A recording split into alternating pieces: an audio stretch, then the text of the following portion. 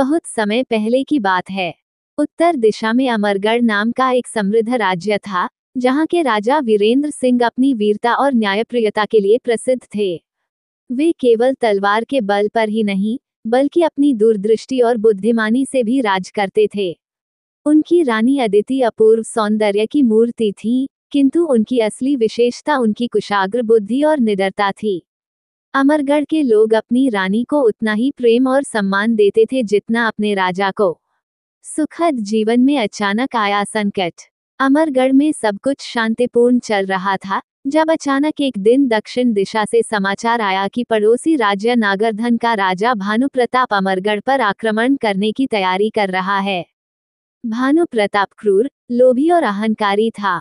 वो वर्षों से अमरगढ़ की समृद्धि और शांति से जलता था। राजा वीरेंद्र ने तुरंत अपनी सेना को तैयार करने का आदेश दिया, लेकिन रानी अदिति को ये समाचार मिलते ही उन्होंने एक गहरी योजना बनाई। महाराज, युद्ध में केवल शक्ति नहीं, बल्कि चतुराई भी आवश्यक होती है, रानी ने गंभीर स्वर में कहा। अगर हमें ये युद्ध जीतना है तो हमें शत्रु की कमजोरी को समझना होगा।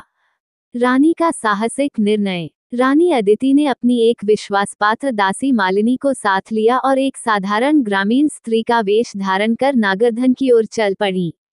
कई दिनों तक यात्रा करने के बाद वे नागरधन पहुंची और गुप्त रूप से राजमहल में प्रवेश करने का उपाय खोजने लगीं। अदिति ने पाया कि राजा भानु प्रताप का सबसे प्रिय मंत्री रुद्रसेन है, जो उसके सभी युद्ध योजनाओं का प्रमुख योजनाकार था। अदिति ने अपने तेज दिमाग से एक योजना बनाई, एक खतरनाक चाल। अदिति ने एक व्यापारी की पत्नी बनकर रुद्रसेन तक पहुंचने का उपाय किया। उन्होंने अपनी बातों और व्यवहार से रुद्रसेन को प्रभावित कर लिया। धीरे धीरे वे उसकी विश्वासपात्र बन गईं और यह जान गईं कि भानु प्रताप की सेना का सबसे कमजोर स्थान उसकी अन्न भंडार और जल आपूर्ति है। यदि इसे नष्ट कर दिया जाए तो सेना अपने आप कमजोर हो जाएगी। रानी अदिति ने एक रात गुप्त रूप से अमरगढ़ संदेश भिजवाया और राजा वीरेंद्र को योजना समझाई। राजा ने तुरंत अपने कुछ गुप्तचरों को भेजकर नागरधन की जल आपूर्ति को दूषित करवा दिया और उनके अन्न भंडार में आग लगवा दी। इससे नागरधन की सेना में हाहाकार मच गया।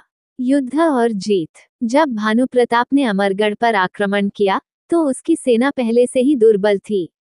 राजा वीरेंद्र ने अपनी सेना के साथ उन्हें परास्त कर दिया।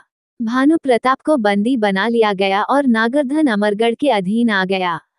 जब रानी अदिति वापस लौटी, तो पूरे राज्य ने उनकी बुद्धिमानी और साहस की सराहना की। राजा वीरेंद्र ने गर्व से उनकी प्रशंसा करते हुए कहा, तुम केवल मेरी रानी नहीं, मेरे राज्य की सच्ची संरक्षिका भी हो। इस प्रकार रानी अदिति की चतुराई और साहस ने एक भयंकर युद्ध को न केवल जीता बल्कि अमरगढ़ को वर्षों तक सुरक्षित रखा। उनकी कहानी अमरगढ़ के हर कोने में सदियों तक सुनाई जाती रही।